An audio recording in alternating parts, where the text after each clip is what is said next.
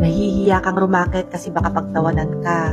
Nahihiya kang magtinda-tinda kasi iniisip mo yung magiging komento ng ibang tao sa'yo. Na baka naghihirap ka na at minamaliit ka na nila. Ano bang mas importante sa'yo? Yung magiging tingin ng mga tao sa'yo o yung kumita ka at maitaguyod yung pamilya mo? Hindi ka aasenso kung ang Balang araw makakabawi rin tayo sa mga taong tumulong sa atin ng palihim at sa mga taong hindi nagsawang maging mabuti sa atin. Naniniwala ako na ang kabutihang loob na ibinigay nyo ay masusuklian rin sa tamang panahon. At aking panalangin na sana balang araw ako'y makabawi.